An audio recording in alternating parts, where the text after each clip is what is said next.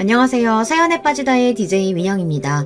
오늘 사연자는 매일 참을 인자를 마음에 새기며 보살 같은 마음으로 살려다가 결국은 다 때려치우고 본래 성격대로 살기로 했다는데요. 과연 어떤 사연인지 들어보시겠습니다. 오늘도 2가지 사연 준비되어 있는데요. 끝까지 들어주실 거죠? 그럼 오늘의 사연 바로 시작할게요. 구독과 좋아요 잊지 말고 꾹 눌러주세요. 안녕하세요. 저는 40대 여자입니다. 저의 지난 날들을 되돌아보면 돈 버는 거 말고는 추억이라고 말할 게 없어요. 제 나이 또래 친구들이라면 다 가보는 해외여행도 한 번 안 가보고 일만 하면서 살았으니 말 다 했죠. 저는 제가 봐도 정말 열심히 살았어요. 주변 친구들이 그렇게 살면 힘들지 않냐고 걱정할 정도로 쉬지 않고 바쁘게 살았습니다. 이것도 성격인 게 저는 가만히 있는 걸 못해요. 아무것도 안 하고 가만히 있으면 시간이 너무 아까워서 뭐라도 해야 직성이 풀립니다. 덕분에 저는 대학 때부터 아르바이트는 항상 기본 2-3개를 했어요. 그뿐만이 아니라 나중에는 직장 생활을 하면서도 아르바이트를 했습니다. 일반적인 직장인이라면 퇴근하면 집에 가기 바쁜데 저는 그렇지 않았어요. 그러다 보니 회사 동료들이 회식이라도 한번 하자고 하면 참석하기 힘들었죠. 세영씨는 불금인데 또 설마 아르바이트 하러 가는 거야? 세영씨는 도대체 언제 쉬어? 그렇게 살면 너무 힘들지 않아? 저는 일 안 하고 가만히 있으면 그게 더 힘들더라고요. 술 먹고 집에 누워있으면 뭐해요. 그 시간에 10,000원이라도 버는 생산적인 일을 하는 게 낫죠. 아유, 그래도 사람이 좀 쉬면서 해야지. 암튼 대단해. 난 세영씨처럼 살라고 하면 하루도 못 버틸 거야. 저는 잠자는 시간도 아까워서 항상 새벽 5시에 일어나 밤 12시에 잠이 들었어요. 짬만 나면 나가서 돈 버는 게 일상인 사람이라 회사에서 퇴근하면 간단하게 저녁 먹고 저녁엔 식당에 나가 아르바이트를 했어요. 주말에도 집에만 있기 지루해서 부동산에서 집을 보여주러 다니는 아르바이트도 했습니다. 같이 일하던 동료들은 그런 저를 이해하지 못했습니다. 출근해서 일만 하고 집에 가도 힘든데 어떻게 또 일하러 가느냐고요. 그럴 때마다 저는 항상 저에게는 일상이라 별로 힘들지 않다고 말하며 웃고 말았습니다. 더 이야기해봐야 왜 그렇게 힘들게 돈을 버냐, 빚이 많냐 등등 사생활에 관련된 질문만 듣게 되니 더 이야기하고 싶지 않았거든요. 저도 알아요. 동료들이 제 앞에서는 대단하다, 부지런하다 라고 하면서 칭찬하지만 사실 제 뒤에서는 동료들끼리 저에 대해 좋지 않게 쑥덕거린다는 걸요. 제가 지나가다가 탕비실에서 사람들끼리 제 이야기하는 걸 들은 적이 있었어요. 내가 주말에 뭐 하냐고 물어보니까 글쎄 주말에는 부동산에서 아르바이트 한다는 거 있지? 도대체 돈을 얼마나 벌려고 저렇게 악착같이 사는 거야? 그러니까 집에 빚이 엄청 많나? 그러지 않고서야 어떻게 저렇게 살 수가 있어? 그리고 자세히 보면 가방이나 신발 같은 것도 매일 같은 것만 신고 다니잖아. 아휴, 저 나이에 저렇게 지질이 궁상으로 사는 거 보면 좀 안쓰럽다. 한창 좋을 땐데. 그때가 고작 20대 초반이었는데 같은 회사 동료들에게 그런 이야기를 들었으니 저도 얼마나 화가 났겠어요. 마음 같아서는 저도 당장 나가서 너희들이 뭘 한다고 떠드냐, 나에 대해 알지도 못하면서 아는 척하지 말아라 라고 외치고 싶었습니다. 하지만 저는 꾹 참았어요. 그 사람들 말은 다 사실이 아니고 저랑 전혀 상관없는 일이니까요. 그리고 가장 중요한 건 저는 그 사람들보다 훨씬 더 나은 사람이라는 겁니다. 그리고 얼마 뒤 저는 그 직장보다 연봉을 훨씬 더 많이 주는 공기업으로 이직했습니다. 새벽에 일어나 혼자 영어음 공부를 한 게 도움이 됐는지 혹시나 하는 마음으로 본 면접에서 좋은 점수를 얻어 이직할 수 있었어요. 제가 회사를 이직할 때 제 뒤에서 저에 대해 마음대로 떠들었던 동료들이 가장 부러워했습니다. 도대체 어떻게 공기업 면접을 볼 생각을 했냐고 대단하다고 하더라고요. 그때 저는 동료들에게 딱 한마디만 했습니다. 언제까지 이런 비전도 안 보이는 작은 회사에서 매일 상사들 커피나 타고 술자리나 따라다니면서 살 순 없잖아요. 제 말 한마디에 그 동료들은 기가 막힌다는 듯 입을 벌렸지만 저는 아랑곳하지 않았습니다. 그 사람들이 저를 마음대로 판단하며 떠들어댔듯 저도 제 생각을 마음대로 떠든 것 뿐이니까요. 그렇게 열심히 산 덕에 저는 부모님 도움 없이 제 힘으로 집도 사고 결혼식도 올렸습니다. 제가 결혼한다고 했을 때 친구들과 가족들까지 모두 놀란 게 그렇게 바쁘게 사는데 도대체 연애는 어떻게 했냐고 하더라고요. 사실 저와 남편은 아르바이트를 하다 만났어요. 제가 주말에 아르바이트로 집을 보여주러 나갔다가 학원가 근처에 월세를 구하러 나온 남편을 만났습니다. 남편은 임용고시 준비를 하는 고시생이었어요. 남편은 체육 선생님이 꿈이라고 하더라고요. 남편은 보증금이 너무 없어서 그 보증금에 맞춰서는 반지하랑 옥탑방밖에 없었어요. 하루 종일 같이 집을 보러 다녔는데 그때 남편과 둘이 나눈 대화들이 너무 좋아서 서로 가까워졌습니다. 남편은 직장을 다니면서도 주말까지 일하러 나온 저에게 대단하다고 했고 저는 미래를 위해 열심히 공부하는 남편이 멋있게 보였습니다. 저와 남편은 힘든 시기를 함께 보냈습니다. 저는 새로 들어간 회사에 적응하면서도 남편을 챙겼어요. 남편은 저와 만난 지 2년 만에 꿈을 이뤘습니다. 본인의 꿈대로 체육 선생님이 됐어요. 첫 학교에 부임받은 지 얼마 되지 않아 남편은 저에게 프로포즈를 했습니다. 저희는 결혼을 했어요.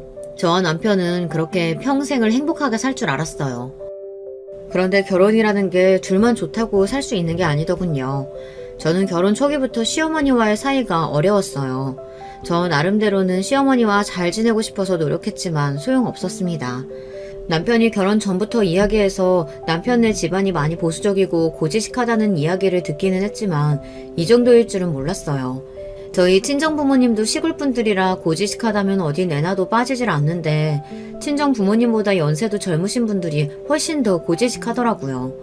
결혼하고 깜짝 놀란 게 시댁은 아직도 여자 남자 밥을 따로 먹어요. 1년에 2번 명절 때마다 시아버지의 형님인 큰집에 가서 제사를 지냅니다. 큰집이 포항이란 명절마다 기차표를 예매해서 온 가족이 내려가야 합니다. 명절이니 가족을 만나러 포항까지 가는 거야 그러려니 해요. 그런데 그 가는 길이 쉽지 않습니다. 몇십 년째 명절이면 같은 길을 가면서도 시부모님은 매번 명절마다 싸워서 분위기가 좋지 않습니다. 도대체 이 짓을 언제까지 해야 하는 거야? 돈도 없어서 명절 보내기도 힘든데 내려갈 때마다 기차표에 형님들의 용돈에 애들 용돈까지 이게 다 뭐 하는 짓인지 모르겠다니까. 형님이랑 형수님이 매년 고생하시는데 동생으로서 그럼 그 정도도 못해? 아유, 말은 잘해요. 그렇게 동생 노릇 자식 노릇 잘하고 싶으면 돈을 벌어야 할 거 아니야. 젊어서도 사업 다 말아먹고 처자식 고생시키더니 늙어서도 어째 나아지는 게 하나도 없냐? 애들 앞에서 꼭 그렇게 돈돈 해야겠어? 애들 어릴 때야 그렇다고 하지만 이제 며느리도 있고 손주들도 있는데 그만 좀 해. 돈이 그렇게 좋으면 당신이 나가서 좀 벌던가. 내가 이 나이에 어디 가서 돈을 벌어. 아이고, 젊어서 그렇게 고생시키더니 이제 나이 드니까 나가서 돈까지 벌어오라 하네. 당신이 고생하기는 뭘 했다 그래. 빚 때문에 허덕일 때도 집구석에서 놀기만 한 게. 어머, 이 인간 말하는 것 좀 봐. 나 아니었으면 아들 셋 대학까지 다 어떻게 보냈어. 그나마 내가 잘 키웠으니까 우리 애들이 저렇게 잘 큰 거지. 저희 부모님은 아직도 서로 존댓말을 하시고 어려서부터 한 번도 큰 소리 내고 싸우는 걸 본 적이 없어요. 그렇다 보니 시부모님이 싸우시는 모습을 보면 놀라서 가슴까지 벌렁거렸어요. 서로 불만이 있어도 그렇지 어떻게 자식이랑 손주들까지 있는 앞에서 저러실까 싶어서요. 그런데 저만 놀라서 어쩔 줄 모르지 다른 가족들은 익숙하다는 듯 말리지도 않았습니다. 물론 남편에게 익히 들어 저도 알고는 있었어요. 시아버지께서 젊어서 사업하시다 망하는 바람에 온 식구가 거리에 나앉을 정도로 가난했었다고 하더라고요. 빚이 너무 많아서 그 빚을 갚느라 주변 친척들한테도 돈을 빌렸었대요. 그때부터 시부모님 두 분 사이가 나빠지기 시작하더니만 하루가 멀다 하고 매일 싸우셨대요. 그러다 보니 남편이나 아주버님들도 평생 고생을 달고 사신 거죠. 남편만 해도 임용고시 준비하면서도 새벽마다 아르바이트하며 생활비를 벌었어요. 거기다가 시어머니께서 돈이 없어서 힘들다고 하시면 생활비까지 보내드리고 했었나 보더라고요. 아주버님들도 마찬가지예요. 결혼할 때 도움은 당연히 못 받았으니 아이들까지 있는데도 아직도 월세를 살아요. 그런 상황에서도 자식들은 어떻게든 잘 살아보려고 아등바등 사는데 시부모님은 매일 싸우기만 하십니다.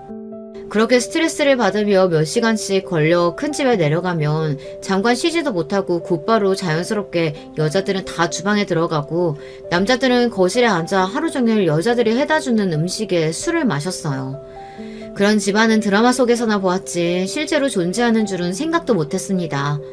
친정도 제사를 지내는 집이다 보니 저는 애써 이해해보려고 해봤지만 주방에서 앉지도 못하고 내내 일하다 보면 저도 모르게 기분이 좋지 않았어요. 정말 10시간 넘게 허리 한번 제대로 못 펴고 일만 했거든요. 내가 지금 여기서 뭘 하는 건가? 하루 종일 음식을 만들고도 나는 왜 앉아서 편하게 먹지를 못하는 건가? 내내 불만만 쌓였습니다. 시댁에 올 때마다 불만이 있는 건 저뿐만이 아니었어요. 남편이 삼형제 중 막내라 위로 아주버님 두 분에 손이 형님이 둘이에요. 형님들도 산처럼 쌓인 설거지를 하면 항상 신세한탄을 하셨습니다. 결혼하기 전에 내가 명절 어떻게 보내냐고 물었더니 자기 집은 제사도 없고 식구들끼리만 보낸다 해서 그런가 보다 했더니만 완전 사기 결혼 당했어. 저는 제사 지낸다는 건 알고 있었는데 놀라워요. 저도 시골에서 자라서 집집마다 제사 지내는 거 많이 보고 컸는데 이렇게 거창하게 지내는 집은 처음 봤다니까요. 난 제사야 어차피 1년에 2번이니까 힘들어도 참고하겠는데 어머님 잔소리 하시는 거 진짜 들어도 적응이 안 돼. 아니, 본인은 아무것도 안 하고 음식만 집어먹고 다니면서 도대체 왜 맨날 꼬투리 잡으려고 그러는 거니? 제가 봐도 시어머니가 잔소리가 심하긴 했어요. 다른 사람들은 다 일하는데 혼자 아무것도 안 하고 왔다 갔다 하시면서 사사건건 간섭만 하고 다니셨습니다. 며느리 중 누구 하나 칼질을 하면 어디서 배웠길래 칼질을 그렇게 하냐, 친정에서 안 배웠냐로 시작해서 일일이 꼬투리를 잡았어요. 본인은 손 하나 까딱 안 하면서 며느리들 뒤만 쫓아다니며 훈계를 했습니다. 그러니까요. 어머님 저러시는 거 하루 이틀은 아니지만 진짜 얄미워 죽겠어요. 아까 보셨어요? 오늘 제가 들고 온 가방 보고는 딱 본인 스타일이라면서 자꾸 본인 어깨에 걸쳐보시는 거. 저 그거 이번 생일날 산 건데 또 달라는 거 아니겠죠? 에휴, 동서는 시어머니 성격 뻔히 알면서 시댁 올 때 새 가방을 들고 오면 어떡해. 어머님 저러시는 거 어디 하루 이틀이야? 저와 결혼한 지 얼마 안 돼서 잘 몰랐었는데 알고 보니 시어머니 성격이 보통이 아닌가 보더라고요. 아들들한테는 꼼짝도 못하면서 며느리들한테는 잔소리도 심하고 며느리들 물건까지 탐내시나 보더라고요. 며느리가 들고 온 물건 중에 마음에 드는 게 있으면 어떻게든 본인이 가져가려고 했어요. 저도 형님들께 이야기만 들었을 때는 설마 어른이 그렇게 하실까 싶었는데요. 진짜더라고요. 너는 애가 둘인 애가 왜 그렇게 사치를 부리고 다니니? 아직도 월세다는 주제에 그 가방이 너한테 가당키나 해? 작은 형님이 가방을 주겠다는 말을 명절 끝날 때까지 하지 않으니 시어머니는 골이 났는지 결국은 억지를 부리시더라고요. 그 모습을 실제로 제 눈으로 보고 나니 어이가 없어서 헛웃음이 다 나왔습니다. 이번에 결혼 10주년이라 내가 사준 거야. 엄마도 필요하면 내가 사드릴 테니까 괜히 심술 부리지 마요. 진짜? 우리 아들이 나도 사줄 거야? 그럼 나는 저거보다 더 비싸고 좋은 걸로 사줘. 엄마는 높은 거 알지? 순간 저와 형님들 모두 동시에 눈이 마주쳤어요. 조금 전까지 월세 어쩌고저쩌고 하시더니만 그런 아들한테 더 비싼 가방을 사달라는 게 말이 되나요? 아무리 시어머니라도 어쩐 며느리들도 있는 앞에서 저럴 수가 있나 싶어서 얄미워도 너무 얄미웠습니다. 시간이 지나고 보니 그 정도는 애교에 불과했습니다. 시어머니는 은근히 사람을 힘들게 들들 볶았어요. 한 번은 이런 일이 있었습니다. 시어머니께서 볼 일이 있어서 근처에 오셨다가 잠깐 우리 집에 오셨어요. 그런데 오자마자 제 냉장고를 활짝 열고 안에 있는 걸 마음대로 꺼내더라고요. 그러더니 한다는 말이 기가 막혔습니다. 새아가, 사돈 시골에 사신다고 하지 않았니? 근데 어쩜 너희 집 냉장고에는 근한 시골 고추장이나 된장도 하나 없어? 어머, 이거 사골 아니야? 너희는 젊은 애들이 사골을 다 사고 그러니? 이 비싼 걸. 아, 그거 엄마가 보내주신 거예요. 제가 체질이 약해서 때때마다 직접 고아서 보내주시거든요. 너처럼 건강한 애가 이런 게 뭐가 필요하니? 이런 건 나처럼 나이 먹은 사람이나 먹는 거야. 이거 내가 좀 가져간다?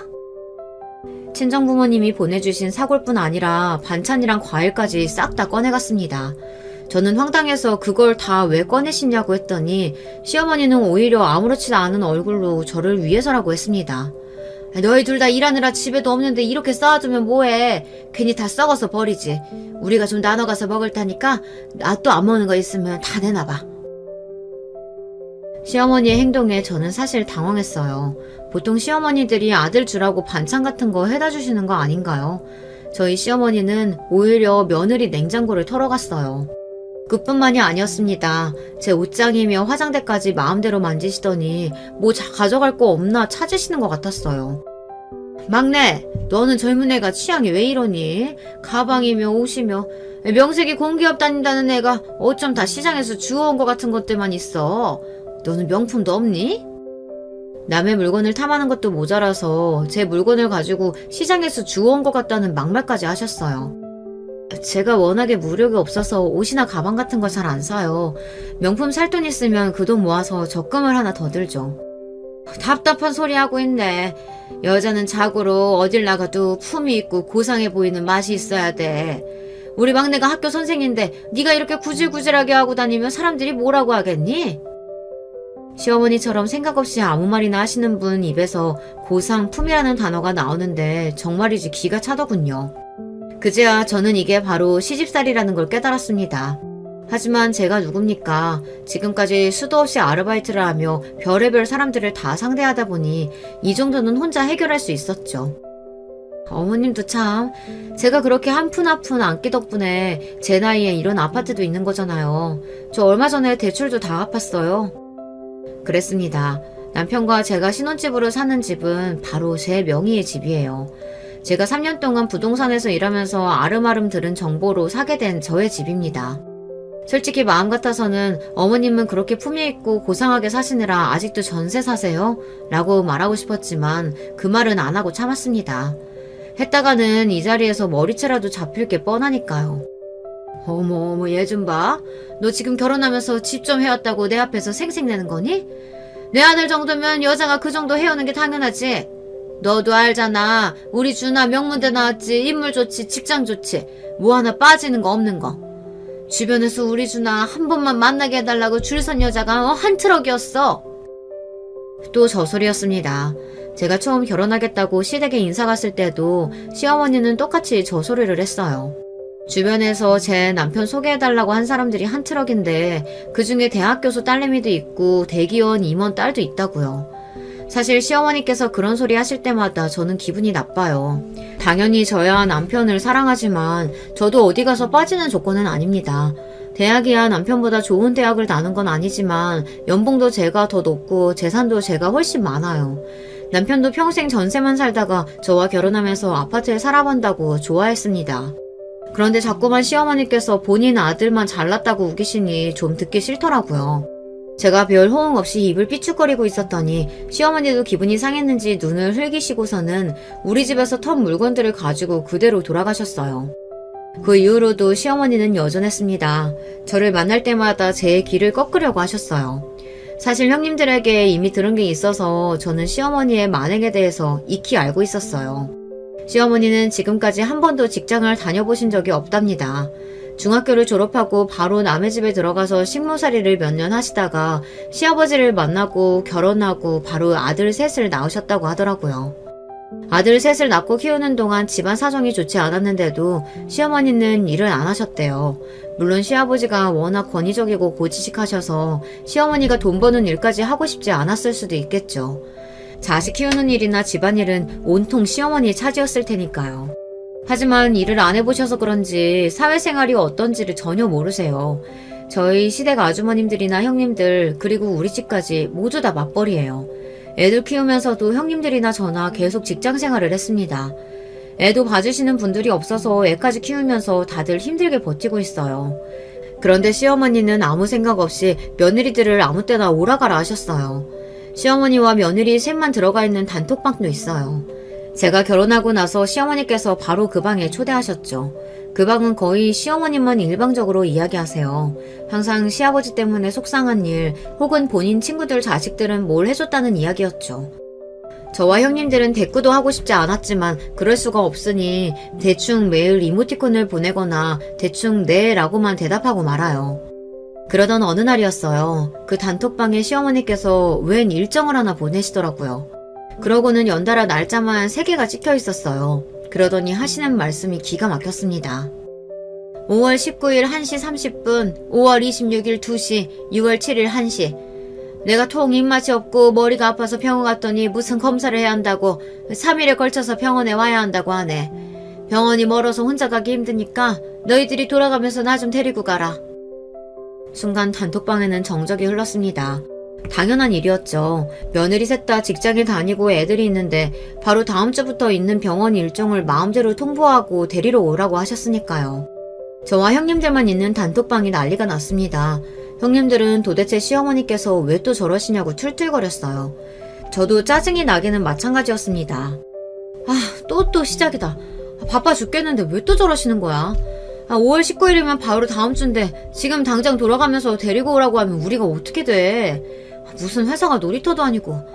아무리 직장 생활을 안 해봤어도 그렇지 저런 이야기를 왜 며느리들한테 하는 거야? 뻔하죠. 어머님 생신 다가오잖아요. 며느리 하나하나 만나서 뭐 갖고 싶다, 뭐 필요하다 연설하시려고 그러죠.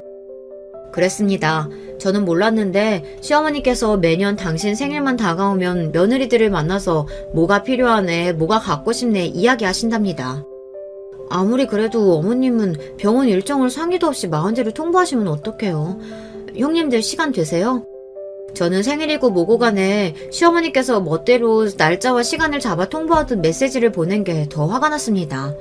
안 그래도 일하면서 어린 딸을 매일 어린이집에 맡기고 출근하는 것도 마음 쓰여 죽겠는데 시어머니까지 저렇게 귀찮게 하시니 짜증이 나더라고요. 착한 형님들은 어떻게든 시간을 맞춰서 시어머니를 모시러 가려고 했지만 제 생각은 달랐습니다. 시어머니께서 말도 안 되는 요구를 하시는데 제가 들어드릴 필요 없다고 생각했어요. 그래서 저는 시어머니와의 단톡방에 제 생각을 이야기했습니다. 어머니 말씀은 알겠는데 회사에 급한 일정이 있어서 저는 다음 달까지 따로 휴가를 쓸 수는 없어요. 전 급하시면 준하씨나 아주버님들께 이야기하세요. 저는 이 정도는 당연히 할 수 있는 이야기라고 생각했는데 형님들은 꽤 놀라시더라고요. 형님들도 불만이 있을 때마다 시어머니께 은근히 이야기하긴 했는데 시어머니에게는 잘 안 통한다고 하시더라고요. 그런데 역시나 형님들 말대로 시어머니는 상식적으로 말이 통하지를 않았습니다. 애들 직장생활 하기도 힘든데 거기다가 대고 이런 쓸데없는 일까지 신경 쓰라고 할 수가 있니? 이런 일은 여자가 하는 거지? 저는 순간 너무 화가 나서 남편에게 전화를 했어요. 그리고 시어머니께서 하신 이야기를 그대로 남편에게 했습니다. 그러자 남편도 적잖이 당황하더니 본인이 알아서 하겠다고 하더군요. 그리고 몇 시간 뒤 퇴근하려고 하는데 시어머니에게 전화가 왔습니다. 전화를 받았더니 수화기 너머로 시어머니의 고함 소리가 버럭 들렸어요. 얘 막내! 너는 도대체 어떻게 된 애가 그렇게 너밖에 모르니? 내가 병원 좀 같이 가자고 한 게 그렇게 기분이 나쁠 일이야? 별일도 아닌 거 가지고 학교에서 일하는 애한테 전화해가지고 뭐라고 했길래 우리 착한 막내가 나한테 화를 내? 세상에 이런 시어머니가 또 있을까요? 어떻게 된 게 자기 자식은 귀하디 귀하게 여기면서 남의 자식한테는 저렇게 몰상식하게 하는 건지 모르겠어요. 저는 더 말하고 싶지도 않아서 가장 쉬운 방법을 쓰기로 했습니다. 저는 시간이 안 되니까 준하씨한테 가라고 한 거예요. 그리고 어머님 뭘 잘못 알고 계시는데 어머님 아들들만 일하는 거 아니고 며느리들도 똑같이 일하고 있어요. 시간 안 되고 회사에 눈치 보이는 건 다 똑같다고요. 암튼 정 안 되면 제가 택시 보내드릴 테니까 그냥 여러 사람 편하게 택시 타고 가세요. 그 전까지는 저도 시어머니에게 잘 보이고 싶기도 하고 잘하려고도 해봤어요. 그런데 언제부턴가 시어머니의 말이나 요구사항이 항상 도를 지나치고 선을 넘다 보니 저도 더는 받아들일 수가 없더군요. 그냥 시어머니는 돈으로 해결하는 게 제일 편했어요. 제가 자세히 말은 안 했지만 결혼하고 지난 10년 동안 시댁에 돈 때문에 힘든 일이 있을 때마다 저와 남편이 시부모님을 도와드렸어요. 다른 형제들도 조금씩 생활비를 도와주시는데도 시어머니는 항상 돈이 없다고 하셨죠.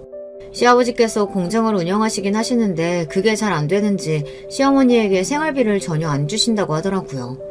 제 생각은 생활이 안 될 정도로 경제적으로 힘드시면 어머님도 일을 해야 하는 거 아닌가 싶지만 그런 이야기는 남편이나 시어머니에게 할 수는 없었습니다. 결혼해서 신기한 게 한 가지 있다면 남편을 사랑해서 가족이 됐지만 생판 남이었던 사람들끼리 무작정 가족이라고 만나 생활하다 보니 이해하기 어려울 때가 많아요. 특히나 시부모님이 이해하기 어렵습니다. 아들이 셋이니 키우느라 힘드셨던 건 알지만 저희 부모님이랑은 정말 달라요.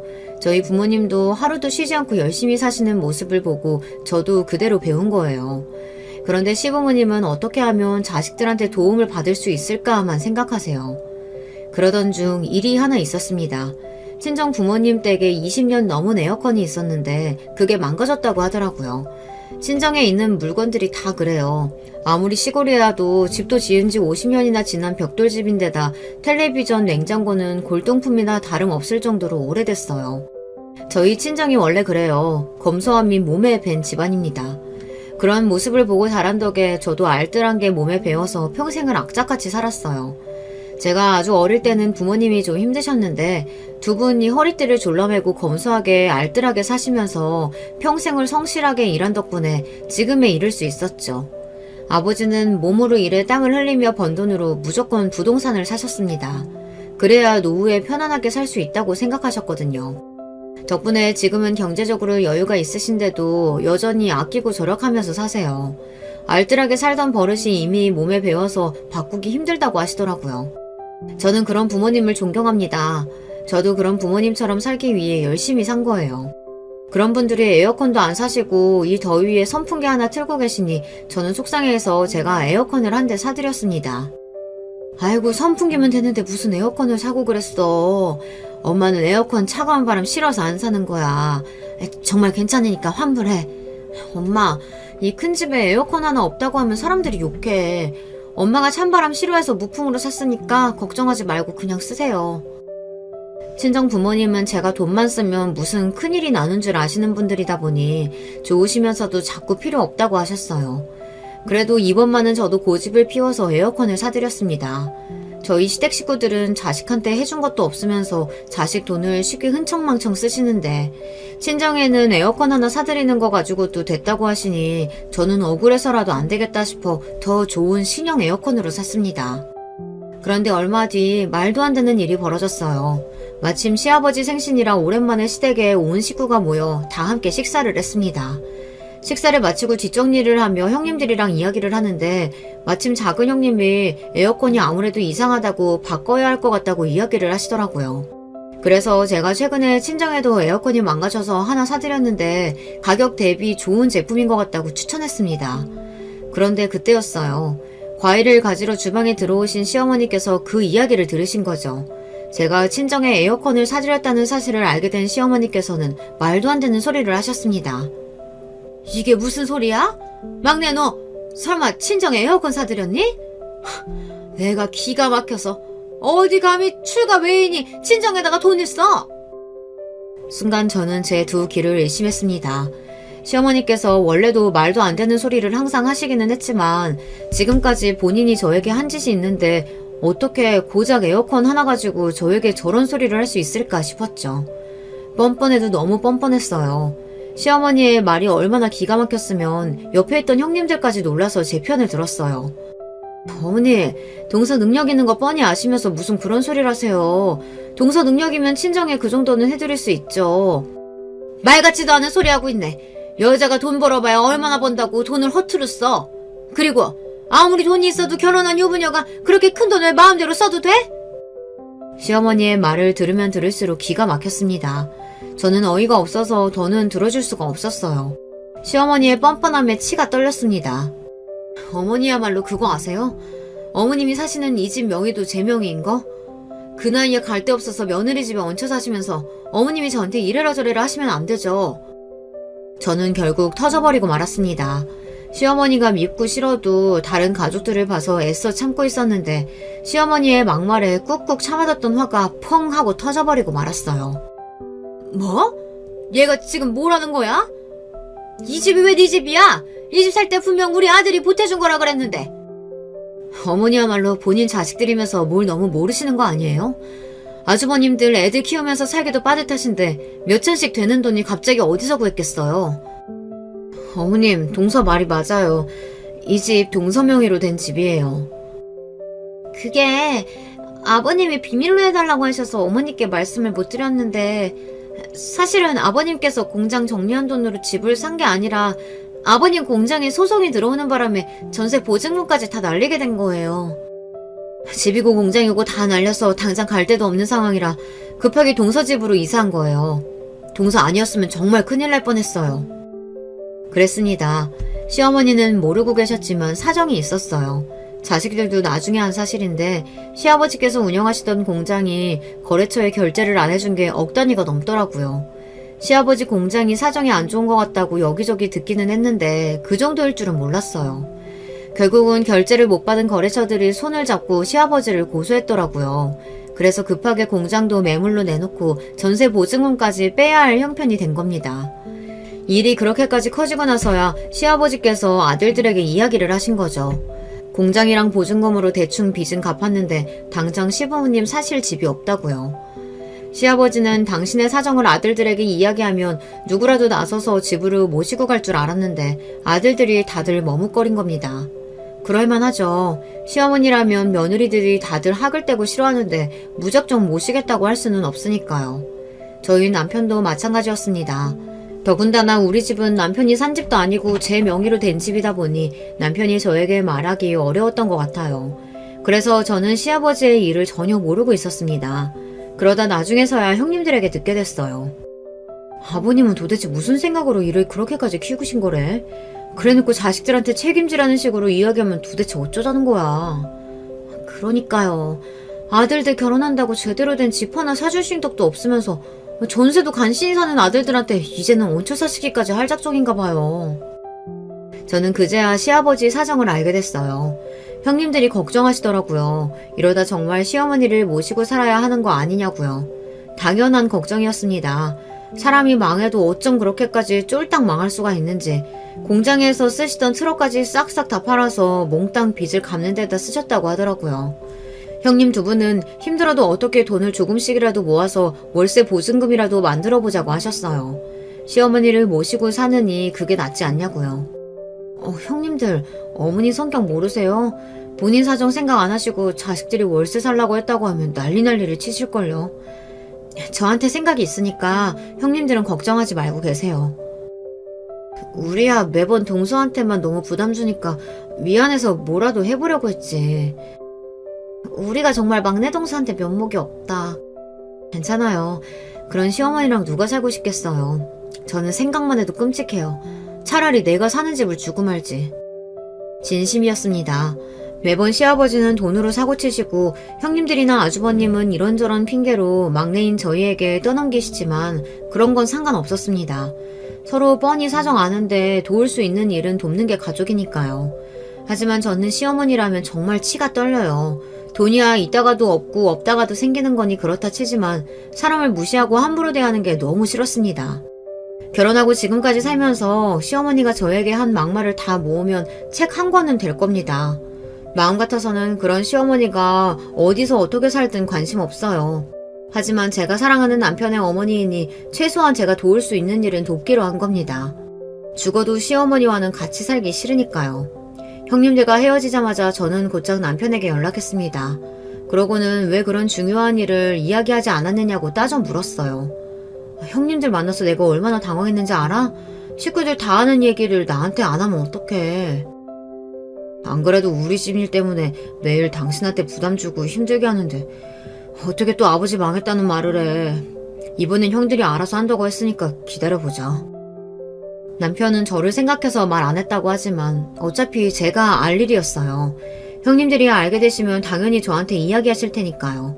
형님 중 누구도 시어머니를 모시려고 하지 않을 테니 같은 며느리인 제가 모를 수가 없었죠. 기다려봐야 소용없어. 아주머님들이 돈이 어딨다고 해결을 해. 애들 키우기도 빠듯한데. 마포에 있는 내 집 안 그래도 곧 있으면 전세 끝나니까 거기 전세 끝났는 대로 어머님 아버님 들어가서 사시라고 해.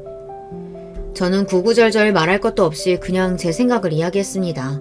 괜히 서로 배려하려고 말을 빙빙 돌려봐야 답은 하나밖에 없으니까요. 마포집 장인어른이 당신 앞으로 해주신 집이잖아. 거길 어떻게 어머니 아버지 들어가서 사시라고 해. 장인어른이 알게 되시면 어쩌려고. 월세도 아니고 계속 전세 줬던 집이라 괜찮아. 그리고 이제는 내 명의로 된 내 집인데 뭐 어때. 어머님 아버님 지금 당장 계실 데도 없는데 나한테 그 집이라도 있어서 다행이지 뭐. 사실 제가 결혼하기 전에 친정아버지께서 저에게 집을 하나 증여해 주셨어요. 결혼 선물이라고요. 저도 제가 산 집이 있다 보니 아버지에게 집을 안 받겠다고 했었어요. 저한테 집 있는데 뭐하러 또 주세요. 마포 집은 아버지가 사신 집이니까 아버지가 전세 주시든 월세 주시든 하시면 되죠. 아이고, 이 아버지 공평한 사람이야. 너희 오빠 장가도 할 때도 똑같이 해줬으니까 너도 똑같이 해줘야지. 마포 집은 너 결혼하면 주려고 진작 사둔 집이니까 네가 전세를 주든 팔아서 결혼 자금으로 쓰든 알아서 해. 당시에는 괜히 죄송스러운 마음에 못 이기는 척 집을 받았지만 속으로는 사실 너무 좋았어요. 아버지께서 주신 마포집은 두기만 해도 계속 집값이 오르는 상황이라 가지고만 있어도 이익이었거든요. 나중에 그 집은 제 자식을 주든 노후 자금으로 쓰든 하려고 전세를 주고 있었어요. 그런데 어쨌든 급한 상황에 쓸 수 있어서 다행이라고 생각하고 좋은 마음으로 시부모님을 위해 도와드렸습니다. 그 이후 시아버지는 곧바로 시어머니에게 공장을 정리했으니 이사하자고 하셨어요. 공장을 정리한 돈으로 집을 샀다며 둘러대고 마포 집으로 들어간 거죠.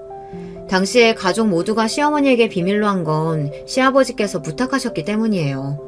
젊어서도 사업 망해서 가족들 고생이라는 고생은 다 시켰는데 또 공장이 망한 걸 시어머니께서 알게 되면 시어머니께서 시아버지를 가만히 안 둘 거라고 하셔서 당분간만 비밀로 하기로 한 거예요. 때가 되면 시아버지께서 시어머니에게 이야기하겠다고 하셨거든요. 하지만 시아버지는 시어머니에게 말할 생각이 없어 보였어요. 제가 집이 아까워서 이야기한 게 아니에요. 아무리 생각해도 시어머니고 시아버지고 너무 염치가 없으신 것 같아 화가 나 터트린 겁니다. 어이구 이 인간아, 그 나이에 할 짓이 없어서 또 사업을 말아먹어? 내가 쪽팔려서 할 말이 없다. 도대체 얼마나 날린 거야? 집이랑 공장까지 다 날린 거야? 아이, 공장이라고 매일 하면 할수록 적자인데 그럼 어떡해? 그래도 우리 며느리 하나는 잘 얻어서 이렇게 좋은 집까지 얻어서 살고 있는데 당신은 생각도 없이 왜 자꾸 애들을 괴롭혀? 당신이야말로 얼른 막내한테 사과해. 시어머니도 불쌍하긴 불쌍해요. 남편이라고 철딱서니가 없어서 매일 사고만 치고 수습할 줄은 모르니 평생 고생만 하면서 사신 게 눈에 훤하거든요. 하지만 시어머니는 연민도 아까웠어요. 입만 열었다 하면 막말을 퍼부으시는 게 일상이었거든요. 사과는 무슨 사과야. 이게 다 당신 때문에 이렇게 벌어진 일인데 내가 미쳤다고 돈 좀 있다고 시어머니 앞에서 싸가지 없어지고는 저런 거한테 사과를 해. 그리고 며느리 집이면 엄연히 잘난 내 아들 집인 거지. 내가 우리 아들네 집 살면서 며느리 눈치를 왜 봐? 여자가 시집 왔으면 이 정도는 당연한 거지. 시어머니는 성질만 있지 현실을 몰라도 너무 몰랐어요. 저는 기가 막혀 헛웃음이 다 튀어나오더군요. 어머님이 몰라도 뭘 너무 모르시네요. 이 집이 왜 어머님 아들 집이에요? 엄연히 제 이름으로 된 제 집인데요. 여자가 아무리 잘나도 집안에 가장이 따로 있는데 그게 무슨 소리 하는 거야? 네 집이면 당연히 네 아들 집이지. 시어머니는 끝까지 제 말귀를 못 알아들으시고 본인 이야기만 하셨어요. 아무래도 이 기회에 시어머니의 못된 말버릇을 고쳐도 고쳐야 할 것 같아 저도 최후의 방법을 썼습니다. 좋아요. 어머님은 잘난 아들들 있으시니까 앞으로 아들들한테 다 알아서 해달라고 하세요. 저는 내일 바로 부동산에 가서 전세 들어올 사람 있는지 알아봐달라고 할 테니까. 저는 제 할 말만 하고 시댁을 나와버렸습니다. 그리고 저는 남편과 아주버님들에게도 말했어요. 내일 바로 집 내놓을 테니까 그런 줄 알라고요. 그러자 아주버님들과 남편이 시어머니에게 난리를 쳤나봐요. 어쩌자고 저에게 그런 소리를 했냐고요. 마포집 나오면 엄마 아버지 지금 당장 갈 데나 있어? 며느리들이 다들 어머니 싫다고 아무도 안 모시겠다고 하는데 도대체 어쩌라고 그래? 뭐야? 내가 싫어서 아무도 나를 안 모셔? 웃기고들 있네. 내가 내 아들들이랑 살겠다는데 지까지 것들이 뭐라고 나랑 사내만에 그래? 그래야 오늘부터 우리는 너희 집으로 가야겠다. 시어머니는 정말 아무것도 모르세요. 본인이 살자고 하면 아들들이 네 알겠습니다 할 줄 알았나 봐요. 엄마 무슨 소리 하는 거야? 이제 하다하다 아들 이혼까지 시키려 그래? 애들 엄마가 어머니 모시고 살 바에 이혼해서 애들하고 나가서 산대. 시어머니는 이 상황이 괘씸하다며 울분을 토로했지만 소용없었습니다. 작은 아들이나 막내 아들인 제 남편도 상황은 똑같았으니까요. 아무도 시어머니를 모시겠다고 하지 않았어요.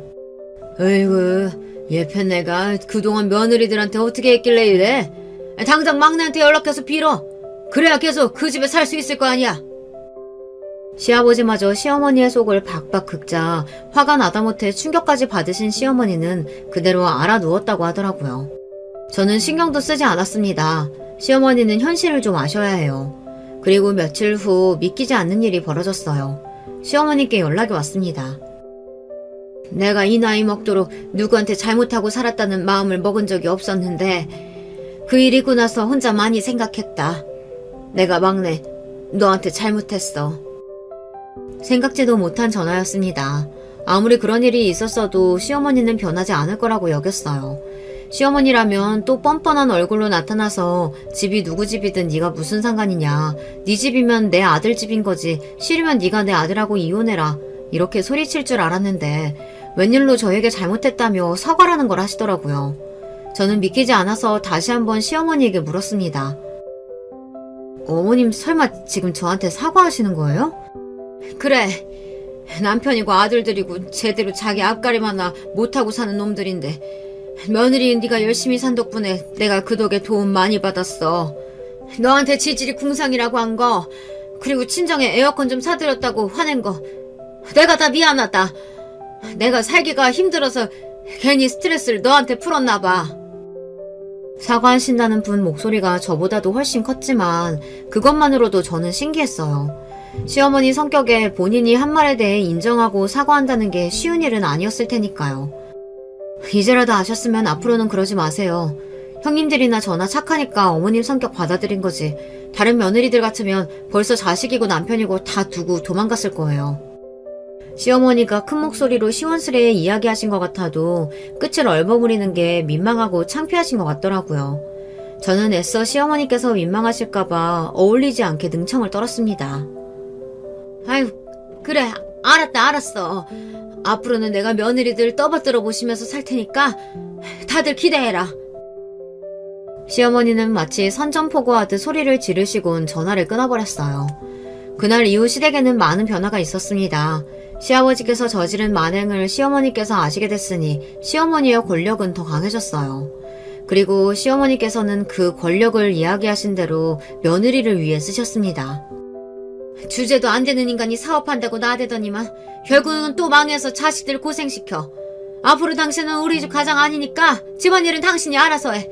그리고 앞으로 나는 제사 보이콧이야. 내가 평생 고생하면서 제사상 차렸으면 그만이지. 우리 며느리들까지 고생 안 시킬 거니까 그런 줄 알아. 시어머니의 화가 시아버지에게 다 넘어간 것 같긴 하지만 어쨌든 시어머니께서 며느리들에게 잘해주겠다는 약속은 여전히 잘 지키고 계세요. 덕분에 앞으로 명절엔 큰 집에 가지 않고 시댁에서 간소하게 우리끼리 보내기로 했습니다. 가족끼리 여행을 가기도 하고 외식을 하기도 하고 있어요.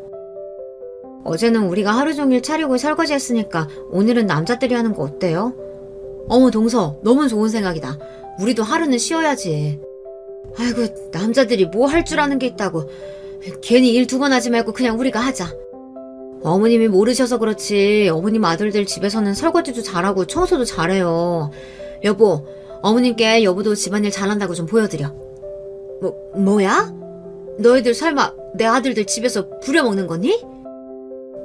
어머님, 또 아들들 편 드시는 거예요? 저랑 한 약속 잊으셨어요? 아휴, 까먹긴 내가 뭘 까먹어. 알았어. 거기 아들들 뭐하고 있어? 빨리빨리 일어나서 설거지부터 해. 물론 어머님께서 옛날 분이다 보니 아직도 우여곡절은 있지만 나름 어머니께서 며느리들과 잘 지내보려고 하시는 행동만으로도 많은 발전이다 싶어요. 예전처럼 잔소리는 아직 좀 하기는 하시지만 그래도 막말은 절대 안 하시거든요. 그리고 가장 큰 변화는 시어머니와 시아버지께서 새로운 일을 시작하셨다는 겁니다. 시어머니는 노인 일자리 센터에 다니시며 아르바이트 자리를 구해 소소하게 일을 하러 다니시고 시아버지는 아시는 분 공장에서 경비 일을 시작하셨어요. 자식들이 힘드시지 않냐고 물으면 오히려 좋다고 하세요. 나도 염치라는 게 있는데 언제까지 우리 며느리 집에 얹혀 살 순 없지. 열심히 일해서 월세 보증금이라도 벌 거야. 그럼 지금까지 우리 막내 며느리 신세만 지고 살았는데 이제는 우리도 열심히 벌어서 우리 손주 손녀들 용돈도 주고 맛있는 것도 사줘야지. 물론 바로 얼마 전까지만 해도 시어머니가 미워서 당장이라도 마포집에서 쫓아내고 싶었지만 지금은 생각이 바뀌었습니다. 고지식하고 당신들만 아셨던 시부모님께서 저 정도로 변하신 것도 많은 변화라고 느끼거든요. 언제 또 달라지실진 모르겠지만 그래도 요즘은 시댁에 가도 힘들지 않아요. 결혼 10년 만에 드디어 이렇게 가족이 되는 건가 싶습니다. 제가 잘하는 거겠죠? 여러분께서 아직 많이 부족한 며느리인 제가 잘하고 있다고 응원 글 댓글로 많이 남겨주세요. 저에게 큰 힘이 될 것 같습니다. 지금까지 기나긴 제 이야기 들어주셔서 감사합니다. 여러분의 가정에는 항상 즐거운 일만 가득하시길 바랄게요. 저와 언니는 엄마가 아주 어렸을 때 병으로 돌아가셔서 아빠와 같이 셋이서 살았어요. 아빠는 우리 자매를 키우려고 돈이 되는 일이라면 무엇이든 하셨습니다. 학창 시절에는 엄마가 없어서 놀림도 받았는데 워낙 언니와 아빠와 셋이 서로 의지하고 자라서 나중에는 신경이 쓰이지 않았어요. 오히려 언니는 그런 상황에서도 똑똑하게 공부를 잘해서 대학도 명문대에 입학했습니다. 형철아, 나야. 내가 이번에도 미안한데 우리 지은이 대학 학비가... 아, 그래? 알겠다. 저번에 빌린 돈은 내가 월급 받으면 무조건 갚을게. 고맙다. 어떡하지? 당장 다음 주에 지은이 학비를 내야 하는데. 저는 아빠가 언니의 대학 등록금을 대느라 힘들어하는 것을 보고 대학을 가지 않았어요. 언니처럼 공부를 잘하는 것도 아니라서 아쉽지는 않았습니다. 비록 이렇게 여유롭게 자라진 않았지만 그래도 이런 가정 형편을 원망한 적은 전혀 없어요. 그래서 저는 고등학교를 졸업하고 바로 동네에 있는 빵집에 취업했어요. 아르바이트하며 돈을 벌고 그 돈으로 전문대라도 가려고 했는데 운이 좋게 소개팅으로 남편을 만나 몇 년의 연애 후에 결혼하게 되었습니다. 친한 친구의 소개였는데 첫 만남부터 서로가 마음에 들었답니다. 저는 다정하고 저에게 한결같은 모습에 결혼을 결심하게 되었죠. 뭐라고? 시아버지는 제부가 초등학생 때 돌아가셨다고? 그러면 홀 시어머니야? 지영아, 언니는 조금 걱정돼. 그냥 노파심으로 말하는 건데 내가 결혼하고 보니까 홀 시어머니는 자식들한테 많이 의지하더라고. 언니가 걱정하는 게 뭔지는 알아. 그런데 우리 시어머니는 내가 이미 몇 번을 봤는데 되게 괜찮으셔. 그냥 하는 말이 아니고 진짜 인격적으로 선한 분이셔. 그리고 재혁 씨가 막내라서 아무래도 아주버님들께 더 의지하지 않을까? 야, 너 그건 모르는 거다? 삼형제라 그래도 아들이 꽤 있어서 다행이네. 아무튼 네가 짝을 만나서 결혼한다는 건 좋은 일인데 나는 네 친언니니까 걱정은 돼. 우리가 또 엄마가 없잖아. 내가 너 엄마 역할이라 그런 거지. 나도 언니 마음은 알아. 우리가 엄마가 없이 자랐으니까 시어머니를 더 잘 만나야 하잖아. 그래도 언니도 이미 재혁 씨 봐서 알겠지만 사람이 얼마나 성실한데? 비록 잘 나가는 대기업에 다니는 아주버님들만큼은 아니어도 사람이 선하고 성실하잖아. 너무 걱정하지 마. 저와 3살 차이가 나는 언니는 저에게 엄마나 다름없었습니다. 그래서 제가 시어머니가 남편이 없이 혼자서 삼형제를 키웠다는 말에 노파심으로 얼마나 걱정했는지 몰라요. 하지만 우리 시어머니는 제가 남편과 결혼하려고 처음 인사 갔을 때부터 느꼈지만 굉장히 선하신 분이셨어요. 아유, 우리 재혁이한테 말 많이 들었어요. 그렇게 예쁘다고 칭찬하더니 진짜로 예쁘게 생겼네. 무슨 텔레비전에 나오는 연예인 같아. 우리 아들하고 결혼해줘서 고마워요. 응? 아, 어머님 부끄러워요. 그리고 재혁 씨도 잘생겼잖아요. 우와, 그런데 이 음식 다 어머님이 만드신 거예요? 어쩜 이렇게 솜씨가 좋으세요? 식당을 하신다고 들었는데 음식 때깔만 봐도 훌륭해요. 얼굴도 예쁜데 말도 예쁘게 하네. 우리 재혁이가 다른 복은 몰라도 아내 복은 타고났네. 음식은 그냥 입맛에 맞지 않을 수도 있는데 일단 이것저것 했으니까 먹어봐요. 어머님, 제가 먹어본 음식 중에 제일 맛있어요. 제가 집에서 밥을 잘 안 먹어서 음식 소리가 별로인데 어머님한테 많이 배워야 할 것 같아요. 재혁 씨가 이런 음식을 먹고 자랐다니 벌써 걱정이 되는걸요? 걱정할 게 뭐가 있어요. 만약에 반찬 투정하면 나한테 바로 전화해요. 자고로 남자는 아내가 해준 밥이 제일 맛있어야 해. 그냥 맛없어도 입 꾹 닫고 먹어야지. 그리고 반찬은 내가 매번 보내줄 거니까 걱정하지 말고, 응? 시어머니는 우리 친언니가 걱정한 것과 달리 마음씨가 아주 좋으신 분이셨어요. 물론 혼자 식당을 운영하며 아들을 무려 3이나 키운 분이라 강단은 있으셨죠. 자기 주장은 확실히 하지만 무례하지는 않은 분이셨어요. 엄마가 없이 자랐던 저라 시어머니의 화끈하면서 따뜻한 모습에 많이 끌렸습니다. 실제로 결혼 준비를 하며 우리 친정에서 제가 지원받은 거는 전혀 없었거든요. 제가 혼자 아이들을 키우며 빚을 갚고 뭐하고 하느라 딱히 해줄 수 있는 것이 없어요. 그래서 정말 죄송합니다.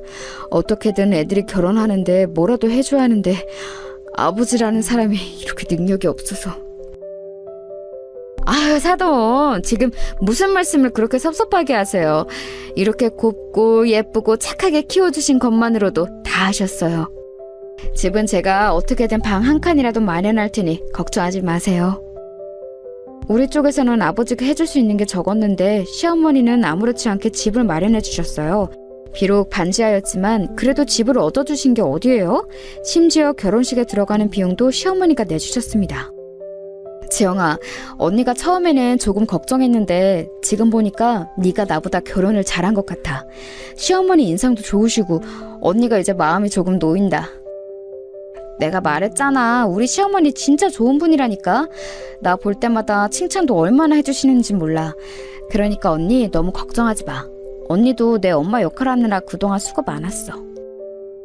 우리 아빠가 혼자 너랑 나 키우면서 고생 많았는데 드디어 마음 편해진 것 같더라. 나도 남편이랑 시댁이 썩 마음에 드는 것은 아닌데 그래도 이 정도면 뭐 괜찮지. 아 참, 너 형님들은 어때? 원래 형제 집안은 며느리들끼리 신경전이 좀 있거든. 아직 얼굴을 별로 못 봐서 잘 모르겠어. 남편한테 듣기로는 두 분이 다 똑똑하다고 하던데. 좋은 시어머니를 만난 거는 분명히 행운이었어요. 하지만 문제는 다른 곳에 있었습니다. 바로 형님들이었어요. 시어머니가 저에게 너무 친절하고 따뜻했던 것과 달리 형님들은 첫 만남부터 그렇게 썩 좋지는 않았습니다. 우리가 대학 동문이거든. 그래서 유독 공감이 잘 되니까 서로 친해. 또 마침 남편들이 둘 다 대기업이라 말하면 통하는 게 많아. 동서는 그런데 혹시 어디 대학 나왔어? 아, 형님. 저는 집안 사정이 좋지 않아서 고등학교를 졸업하고 바로 일했어요. 그러다 남편을 만나 이렇게 결혼까지 하게 된 거예요. 어머, 대학을 안 나왔다고? 나랑 형님은 명문대 출신이라 대화 수준이 좀 높은데 동서가 괜찮을지 모르겠다. 혹시 나중에 소외감 든다고 뭐라 할까봐 미리 말하는 거야. 네? 아, 네. 알겠습니다. 아우, 동서, 장난도 적당히 쳐야지. 아, 왜 그래? 장난이니까 너무 신경 쓰지는 마. 우리 그런 사람들 아니야. 사실 첫 만남에 저렇게 말하는 경우가 많지 않잖아요. 아무리 장난이라고 해도 장난이 아닌 게 눈에 보였어요. 너무 당황하기도 하고 이게 무슨 상황인가 싶었습니다. 대놓고 자기들은 명문대고 동문이라 칭나다고 선을 긋는 모습에 어안이 벙벙했어요. 그렇지만 그때는 결혼하면 막상 만날 일이 적어서 최대한 저만 잘하면 되겠다고 생각하고 넘겼습니다. 제가 먼저 다가가면 형님들도 마음을 열 거라 생각했어요. 물론 그 생각은 제 오산이었습니다. 물론 결혼하고 형님들은 대놓고 저를 무시하지는 않았어요. 그냥 두 분이 유난히 친한 것은 맞았지만 그렇다고 저를 따돌리거나 일부러 소외감을 들게 하지는 않았습니다. 다만 시어머니를 약간 무시하는 태도가 있어서 불편했어요. 얼마 전에 텔레비전에서 보니까 나 같은 늙은이들도 해외여행을 다니더라. 나는 중학교까지만 나오고 그 뒤로는 집안이 어려워서 일만 했거든. 그래서 나중에 늙으면 프랑스나 독일 같은 유럽에 가보고 싶어. 거기도 영어를 쓰지? 영어 공부도 해야겠다. 어머님, 독일은 독일어를 쓰고 프랑스는 프랑스어를 써요. 물론 영어도 세계 공용어라 쓰긴 하지만 해외라고 다 영어만 쓰고 그러는 거 아니에요. 아, 그러니? 영어만 잘하면 갈 수 있을 줄 알았는데 그게 아니야? 가서 말도 안 통하면 어떡하지? 그냥 가지 말아야 하나? 간단한 인사랑 기본 표현만 익혀서 가면 되죠. 그것도 싫으시면 패키지로 가세요. 그렇게 어려운 건 아니잖아요. 어차피 나가면 쓰는 표현만 쓰니까 괜찮아요. 아유, 하긴 너희는 공부를 잘해서 쉽겠다. 요즘은 여자들도 대학을 나온 사람이 많아서 똑똑한 사람이 많아. 나도 우리 가게 단골들한테 우리 며느리들 명문대 나왔다고 자랑하잖니. 며느리들도 며느리 나름이죠. 저희도 뭐 막내 며느리는 대학 못 나왔잖아요. 저랑 형님이 명문대 출신이죠. 그래도 막내 며느리가 얼마나 착하니. 대학이 뭐가 그리 중요하겠어. 그냥 사람 됨됨이가 제일 우선이다. 사람은 심정을 곱게 써야 성공하는 거야. 어머, 우리가 얼마나 열심히 공부해서 대학에 들어갔는데요. 어머니 섭섭해요. 오히려 요즘에 대학을 안 나오는 사람이 더 적어요. 너도 나도 일단 전문대라고 나오더라고요. 이런 대화가 이어지면 저는 자리에 앉아있는 게 너무 불편했어요. 그래서 일부러 슬그머니 일어나 화장실에 가서 있거나 부엌에서 요리하는 척을 하고는 했습니다. 형님들이 유독 본인들이 나온 대학에 자부심이 넘치는 사람들이었거든요. 제가 그래도 이때 별말 안 하고 넘어간 이유는 바로 시어머니였습니다. 혼자 민망해서 자리에서 일어나 딴청을 피우면 시어머니는 꼭 저를 찾아오셨어요. 아가, 미안하다. 내가 괜히 해외여행 얘기를 꺼내서 또 대학 얘기가 나오게 했네. 우리 막내 며느리도 똑똑한데 말이야. 대학이 다가 아닌데. 그렇지? 마음 상했다면 미안하다. 아니에요. 어머님이 뭐가 미안하세요? 저는 괜찮아요. 그리고 저는 대학 안 나온 거 그렇게 부끄럽게 생각하지 않아요. 어머님 말씀대로 사람 됨됨이가 중요한 거죠. 남편도 그렇게 말했어요. 항상 생각하는 건데 내가 우리 막내한테 지원을 제일 적게 해줬거든. 아무래도 형들한테 먼저 투자하느라. 그런데 제일 여자 보는 눈은 좋은 것 같아. 아무튼 다음부터는 내가 더 말조심하마. 아유, 어머님, 저는 그냥 이런 순간만 참으면 되니까 진짜 신경 쓰지 마세요. 괜찮아요. 어머님이 오히려 이렇게 말씀해 주시니까 저는 감사해요. 제가 기가 센 형님들에게 위축되는 상황이 발생하면 시어머니는 늘 저를 감싸주셨어요. 남편이 저에게 잘하는 것은 당연했고요. 그래서 신혼 때는 그렇게 스트레스가 크지 않았답니다. 본격적으로 제가 스트레스를 받기 시작한 것은 바로 임신하면서 시작했어요. 동서 임신했다며. 나랑 둘째 동서는 아기 가지는 게 그렇게 힘들었는데 동서는 한 번에 자연으로 임신이 됐다며? 부럽다. 진짜 아무 생각 없이 살아야 그렇게 되나 봐. 형님은 초기에 유산했고 나는 아예 안 생겨서 인공수정을 시도했잖아. 그런데 동서는 어떻게 그렇게 바로 생기지? 신기하다. 혹시 모르니까 동서도 몸 조심은 해. 네, 병원에서 제가 난소가 좋다고 하더라고요. 남편 나이도 젊고 그래서 운이 좋았나 봐요. 별일만 없으면 큰 문제 없이 출산할 수 있을 거래요. 지금 그러면 동서는 나랑 내 남편이 임신이 어려웠던 이유가 늙어서 그랬다는 거야? 말을 왜 그렇게 하는 거야? 지금 누구 놀려? 그러니까 내 말이. 그래, 우리는 동서보다 늙어서 난소 안 좋아. 동서는 어려서 좋겠다?